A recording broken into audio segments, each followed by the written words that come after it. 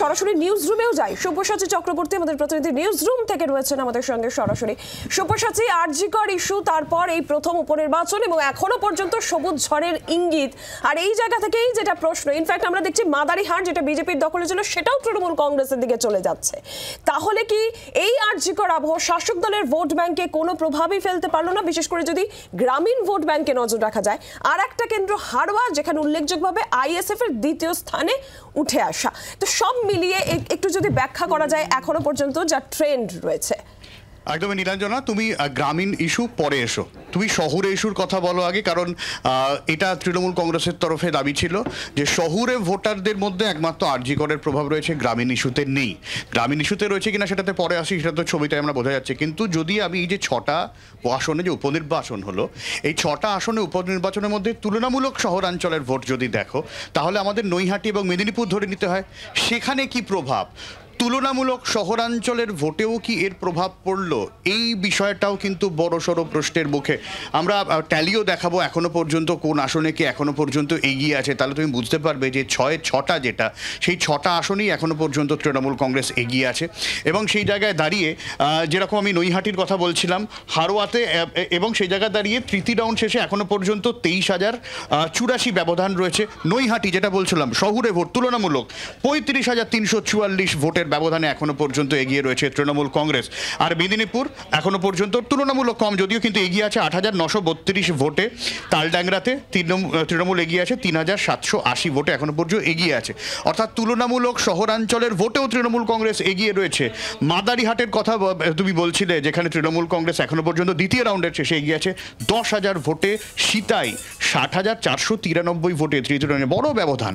আমি মাদারিহাটে আসছি, তারপর সীতাইয়ে আসবো নীলাঞ্জনা। মাদারিহাটে একেবারে আদিবাসী অধ্যুষিত চা বলয়, সেই চা বলয় থেকে কিন্তু মাদারিহাটে যেখানে বাম অতি বাম সক্রিয় ছিল, সেই জায়গায় দাঁড়িয়ে তৃণমূল একেবারে দাঁত ফোটাতে পারেনি। সেই জায়গায় বিজেপি সেখানে এগিয়ে এলো, কিন্তু কোথাও গিয়ে জন বার্লা ফ্যাক্টর কাজ করলো কিনা সেটা হচ্ছে ফ্যাক্টর। আরজি করে নিয়ে যখন তুমি বললে শুরুতে, আমি আরজি করে নিয়ে আসছি উপনির্বাচনেও, কারণ সবুজ ঝড় আরজি করে আমরা দেখেছি। প্রবীর যেরকম বলছিল যে এরকম অস্বস্তিতে তৃণমূল কংগ্রেসকে কখনো পড়তে হয়নি, কিন্তু যদি এই রেজাল্ট হয়, বিরোধীদেরও ভাবার সময় এসেছে। তাহলে এই ইস্যু একেবারে কি স্বতঃস্ফূর্তই ছিল, সাধারণ মানুষের ছিল। বিরোধীরা সেটাকে রাজনীতির ফায়দা তোলার জন্য বা ভোট ব্যাংকে নিয়ে যাওয়ার জন্য যেটা করার, সেই রাজনীতিকরণে তারা ব্যর্থ হয়েছিল। তৃণমূল কংগ্রেস, এবং যেরকম কিছুক্ষণ আগে প্রদীপদা বলছিলেন যে যেখানে তৃণমূল কংগ্রেস তাদের বিরুদ্ধে ইস্যু যদি ওঠে, তারাই তার বিরুদ্ধে পথে নামছেন। তৃণমূলই শাসক, তৃণমূলে বিরোধী, সেই জায়গায় দাঁড়িয়ে বিরোধীদের বিরোধিতার পরিসরটাও যেখানে সংকীর্ণ হয়ে আসে, সেখানে তৃণমূল সরকার, মমতা বন্দ্যোপাধ্যায় আরজিকর ইস্যুতে পথে নেমেছিলেন। মমতা বন্দ্যোপাধ্যায় তিনি বলছেন জাস্টিস ফর আরজিকর, তাহলে বিচারটা দেবে কে? এই জায়গায় দাঁড়িয়ে তৃণমূলই ভরসা দিতে পেরেছিল যে তারাই শাসক, তারাই বিরোধিতা ক্ষেত্রে, আত্মসমালোচনার ক্ষেত্রে তারাই মাঠে নামবে।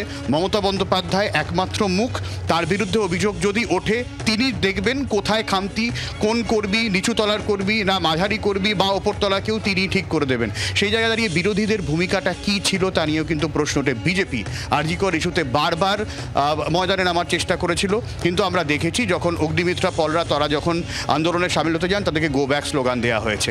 বাম বা অতি বাম এই ধরনের একটা ন্যারেটিভ তৈরি হয়েছিল। যদি বামপন্থীরা রাস্তায় নেমেও থাকে, বামপন্থীদের তরফে দাবি করা হচ্ছিল যে তারা এই ভোটে ডিভিডেন্ড পাবে। কিন্তু দেখা গেল হাড়োয়া, যেরকম তুমি বলছিলে যে হাড়োয়ায় একমাত্র আইএসএফ প্রার্থী, তিনি কিন্তু এগিয়ে আছেন। আর এই ভোটটা ইন্টারেস্টিং নীলাঞ্জনা, দেখো কংগ্রেস কিন্তু জোটে যায়নি। কংগ্রেসের সাথে বাম একটা বৃহত্তর সিপিআই এমএলএর সাথে জোট করে বাম বিভিন্ন জায়গায় বাম ফ্রন্টের একজন প্রার্থী তারা দাঁড়িয়েছিল। এটা একটা এক্সপেরিমেন্ট ছিল বলা যেতে পারে, কিন্তু সেই জায়গায় দাঁড়িয়ে সেই এক্সপেরিমেন্টও কি সফল হলো? কংগ্রেসের সাথে হাত ধরে কোনো রকম সাফল্য আসেনি, এবং একই সঙ্গে বাম বৃহত্তর বাম জোট একেবারে পুরোদমে যখন ময়দানে নামছে, তখনও কিন্তু কোনো সাফল্য এখনো পর্যন্ত এলো না বলেই জানা গিয়েছে। আর যে 6টা উপনির্বাচন কেন্দ্র, সেটু কেন্দ্রবাড়ি আমরা যদি একটু চোখ রাখি এখনো পর্যন্ত কি পরিস্থিতির সামনে এসেছে, নৈহাটির দিকে যদি আমরা নজর রাখি, নৈহাটিতে এখনো পর্যন্ত আমরা জানি যে সনদ দে তিনি এখনো পর্যন্ত এগিয়ে রয়েছেন 29,931 ভোটে। মাথায় রাখতে হবে প্রত্যেকটা রাজনৈতিক দল তারা স্থানীয় ইস্যুকে সামনে রেখেছিলেন এবং তারা স্থানীয় প্রার্থী, একেবারে পরিচিত মুখ, কি তৃণমূল, কি বিজেপি, কি সিপিএম, কি কংগ্রেস, তারা প্রত্যেকে একেবারে স্থানীয় প্রার্থী তারা সামনে রেখেছেন, স্থানীয় ইস্যুতে তারা ভোট রয়েছে। আমরা দেখলাম নৈহাটিতে এখনো পর্যন্ত সনদ দে এগিয়ে রয়েছে। হারোয়ার কথা তুমি যেরকম বলছিলে, হারোয়াতেও আইএসএফ দ্বিতীয় থাকলেও তৃণমূল কংগ্রেস প্রার্থী তিনি এখনো পর্যন্ত এগিয়ে রয়েছেন। রবিউল ইসলাম 23,084 ভোটে এখনো পর্যন্ত তিনি এগিয়ে রয়েছেন। ফলে খুব স্বাভাবিকভাবেই বোঝা যাচ্ছে যে সংখ্যালঘু ভোট এখনো পর্যন্ত কিন্তু তৃণমূল কংগ্রেস অটুট রেখে, যদিও আইএসএফ তার সামনে একটা বড়সড় চ্যালেঞ্জ কিছুটা হলেও ছুটতে পেরেছে, কিন্তু সিপিএম বা বামপন্থী দল পেরেছে এটা এখনই মনে করার কোনো কারণ আসছে না, যতক্ষণ না পর্যন্ত একেবারে শেষ রেজাল্ট আমরা দেখব।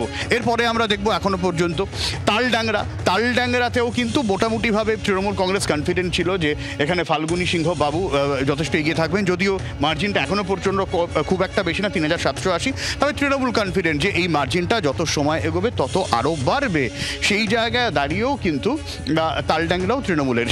সিতাইয়ে কোথাও গিয়ে বিজেপি মনে করেছিল হাড্ডাহাড্ডির লড়াই, সিতাইয়ে যদিও বা প্রার্থী সঙ্গীতা রায় 60,493 ভোটে, কিন্তু এখানেও কিন্তু লড়াইটা আমরা যদি দেখতে চাই তাহলে উদয়ন গুহ বনাম নিশীথ প্রামাণিক কোথাও গিয়ে ছিল।